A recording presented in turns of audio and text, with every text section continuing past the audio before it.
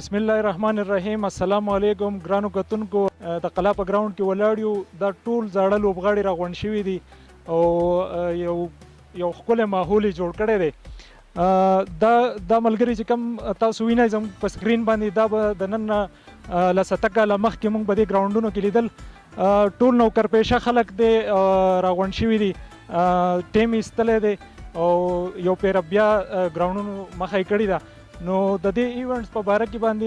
د دې ټولو ملګرو پوښتنې به دې کوو چې دا دوی څه پروګرام جوړ کړی دی. نو زموږ سره اوسئ. تپوس به کوو د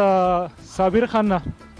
وروره دا څه پروګرام دی، څنګه راغونډ شوي دا ایونټ له چا جوړ کړی دی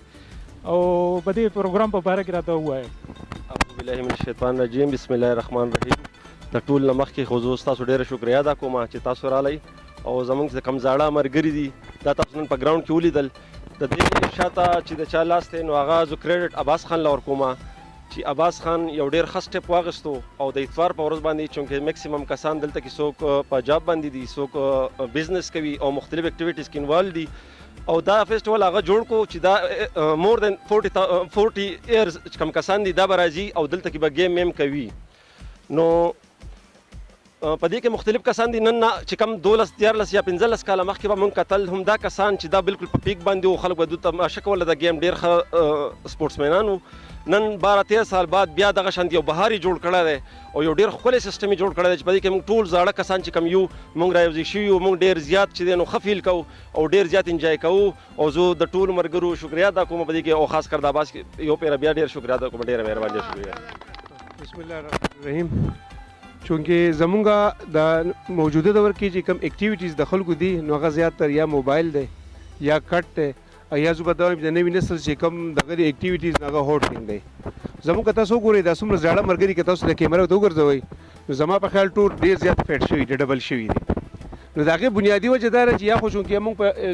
جاب باندې یو، سهار نه لاړ شو ماښام پورې او دغه یو ورځ یي. بهرحال ما ته خو پته نه وه چې رالم یو ورځ راته دې ملګرو ووایي چې یاره دلته کې خو په دې ګراوند کې داسې یو ټورنمنټ جوړ شوی دی او ما ته خپل زاړه یادونه راتازه شو چې رالم مې وکتل زما هغه ټول زاړه ملګري وروره ډېره مننه. نه مخکې ټولو مسافر وروڼو ته دوا سلام وایم. الله یې ښه د باد ساته. زموږ په دې کلي کې ډېر یو ښه ایونټ جوړ شوی دی جي او دا د عباس خان ډېره مننه چې دا زموږ دا زاړه کسان زاړه پلیر چې کوم د ډېرې 20 کاله بعد تقریبا یا مخکې چې کوم ټیمونه دلته لبېدل هغه ټیمونه د بیا راغونډ کړي دي او بیا د دوی په منځ کې داسې یو اکټیویټیز جوړ کړي دي، بیا میچونه کېږي. نو مونږ خو ډېر خوشحاله یو او ډېر وخت بعد انفیټه شوي هم خو بیا هم فل کوشش کوو او داسې منډې وهو لکه مونږ ته چې ځان ځوانان ښکاري او لکه زمونږ عمرونه واقعي چې دا څه کسان دي نو دوی 40 نه اباو کسان دي خو ډېر ښکلی لبه کوي او ډېر په محنت سره خپل گیم کوي او ډېر ښه انټرټینمنټ یې جوړ کړی دی جي او ډېره مننه مظفر شاه صاحب. د ټولو نه اول خو مظفر شاه ستاسو ډېره مهرباني چې تاسو رالی او دا دلته کې چې کوم اکټیویټیز مونږ شروع کړي دي نو دا لکه زمونږ د باقي علاقې ته د ویډیو په ذریعه او د دې په ذریعه باندې به دا ورسي.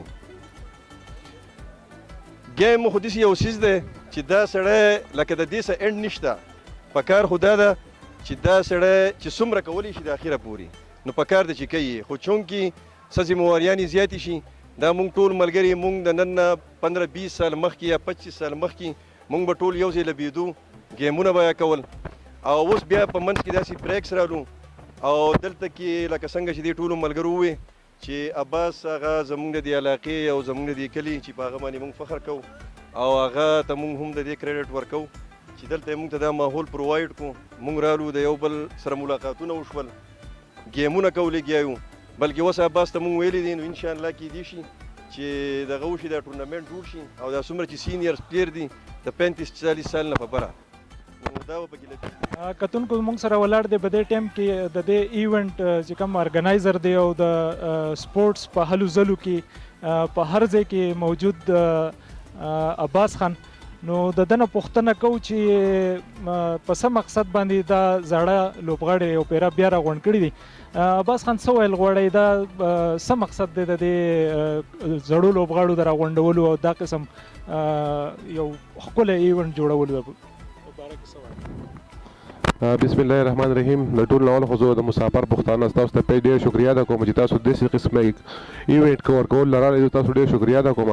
هغه نه بعد دا کم پلیران چې تاسو وینئ دا زمونږ بنیاد دی. موږ نن دا الحمدلله نن کابل څوک په کرکټ باندې پیژني نو ما دې مشران ته کتلې ما دونه کرکټ زده کړو چې زونه خاص کې غونډه کیوم او دوی کرکټ کو په پیرانی کې لګي په دې ځګونی کې کرکټ کو زه به خپل مشر ځان سره بوتلم ما دوی ته کتلې ما کرکټ زده کړی دی. نو دې نه مخکې موږ خپل